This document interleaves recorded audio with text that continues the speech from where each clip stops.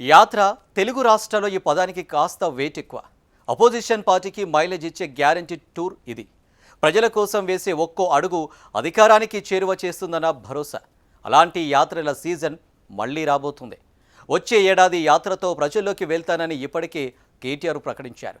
కేటీఆర్తో పాటు గులాబీ బాస్ కేసీఆర్ కూడా జనాల్లోకి వెళ్లే ప్రణాళిక ఉందా? మరి ఆ యాత్రల షెడ్యూల్ ఎలా ఉండనుంది? యాత్రల టైం కల్లా పార్టీ నేతలను సంసిద్ధం చేయనున్నారా?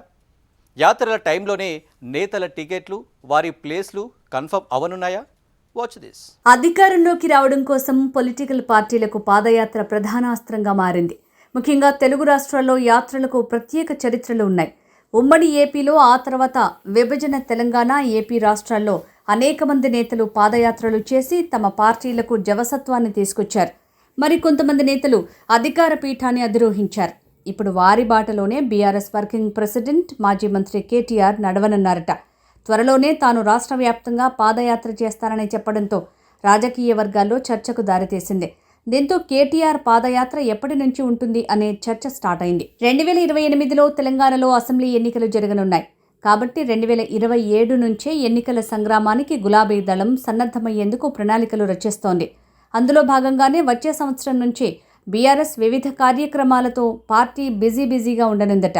ఈ సంవత్సరం మెంబర్షిప్ డ్రైవ్, పార్టీ బలోపేతం కార్యక్రమాలు, జీహెచ్ఎంసీ ఎన్నికలు పూర్తి చేసుకుని వచ్చే ఏడాది నుంచి అగ్రనేతలు నియోజకవర్గాల వారీగా యాత్ర చేపట్టనున్నారట. అయితే గులాబీ బాస్ కేసీఆర్ రాష్ట్ర వ్యాప్తంగా బస్సు యాత్ర చేయనున్నట్టు తెలుస్తోంది. ఈ బస్సు యాత్ర అన్ని నియోజకవర్గాలను కలుపుతూ ఉండే అవకాశం ఉంది. ఉమ్మడి జిల్లాల వారీగా బస్సు యాత్ర షెడ్యూల్ కూడా ఖరారు చేస్తారని తెలుస్తోంది. ఆ టైంలో పార్టీ నేతలను కలుపుకుని వెళ్లే విధంగా ఒక కార్యాచరణ కూడా సిద్ధం చేసుకోవాలని భావిస్తోంది. 2023 అసెంబ్లీ ఎన్నికల్లో అధికారానికి దూరమైంది కారు పార్టీ. లోక్సభ ఎన్నికల్లోనూ దెబ్బతింది. పైగా ఆ పార్టీ నుంచి గెలిచిన ఎమ్మెల్యేల్లో 10 మంది హస్తానికి చేరువయ్యారు. దీంతో ఏడాది కాలంగా పార్టీలో మళ్లీ ఉత్సాహం నింపే కార్యక్రమాలు జోరందుకున్నాయి. క్షేత్రస్థాయిలో క్యాడర్ చేజారకుండా భరోసా కల్పించే ప్రయత్నాలు చేస్తున్నారు. కేసీఆర్ ఆదేశాలతో పార్టీ ముఖ్య నాయకులు కేటీఆర్, హరీష్ రావు ప్రజల్లోకి వెళ్తున్నారు. ప్రభుత్వాన్ని ప్రశ్నించడంతో పాటు ప్రజల మధ్య ఉంటూ వివిధ కార్యక్రమాలకు శ్రీకారం చుడుతున్నారు. 2027లో పాదయాత్రకు కేటీఆర్ సిద్ధమవుతున్నారు. పాదయాత్రతో తిరిగి పార్టీని అధికారంలోకి తీసుకురావాలని కేటీఆర్ భావిస్తున్నారు. ఉమ్మడి రాష్ట్రంలో ప్రజాప్రస్థానం పేరుతో వైఎస్ఆర్ పాదయాత్ర చేసి సీఎం అయ్యారు. ఆ తర్వాత 2012లో వస్తున్నా మీకోసం పేరుతో చంద్రబాబు సైతం పాదయాత్ర చేసి సక్సెస్ అయ్యారు. వైసీపీ అధినేత జగన్ జైలుకు వెళ్లడంతో షర్మిల పాదయాత్ర చేశారు. రాష్ట్ర విభజన తర్వాత కూడా 2 తెలుగు రాష్ట్రాల్లో నేతలు పాదయాత్రలు చేసిన సందర్భాలు ఉన్నాయి.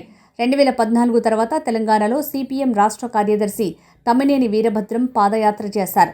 ఇక 2019లో అధికారంలోకి రావడం కోసం వైసీపీ అధినేత జగన్ పాదయాత్ర నిర్వహించారు. 2019 ఎన్నికల్లో గెలిచి ఏపీ సీఎం అయ్యారు. తెలంగాణలో 2023 అసెంబ్లీ ఎన్నికలకు ముందు వరుస పాదయాత్రలు చేశారు నేతలు. బీజేపీ రాష్ట్ర అధ్యక్షుడి హోదాలో బండి సంజయ్ ప్రజా సంగ్రామ యాత్ర పేరుతో పాదయాత్ర చేశారు. వైఎస్ షర్మిల వైఎస్ఆర్ తెలంగాణ పార్టీని స్థాపించి పాదయాత్ర చేశారు. ఇక కాంగ్రెస్ పార్టీని అధికారంలోకి తేవడం కోసం రేవంత్ రెడ్డి, భట్టి విక్రమార్క పాదయాత్రలు చేశారు. హాత్ సే హాత్ జోడో పేరుతో రేవంత్ రెడ్డి పాదయాత్ర చేశారు. పీపుల్స్ మార్చ్ పేరుతో భట్టి విక్రమార్క ఆదిలాబాద్ నుంచి ఖమ్మం వరకు పాదయాత్ర నిర్వహించారు. ఏపీలో 2019 అసెంబ్లీ ఎన్నికల ముందు టీడీపీ యువనేత నారా లోకేష్ యువగళం పాదయాత్ర చేసి పార్టీ శ్రేణుల్లో జోష్ నింపారు. ఇక రాబోయే ఎన్నికల్లో గెలుపే లక్ష్యంగా తెలంగాణలో కేసీఆర్ బస్ యాత్రతో పాటు కేటీఆర్ పాదయాత్ర చేయనున్నారు. కేటీఆర్ పాదయాత్ర షెడ్యూల్, కేసీఆర్ బస్ యాత్ర షెడ్యూల్ ఖరారైన తర్వాత హరీష్ రావు కేసీఆర్తో పాటు బస్సు యాత్రలో ఉంటారా లేదా హరీష్ రావు కూడా పాదయాత్ర చేస్తారా అనేది క్లారిటీ వస్తుందని పార్టీ శ్రేణుల్లో చర్చ జరుగుతోంది.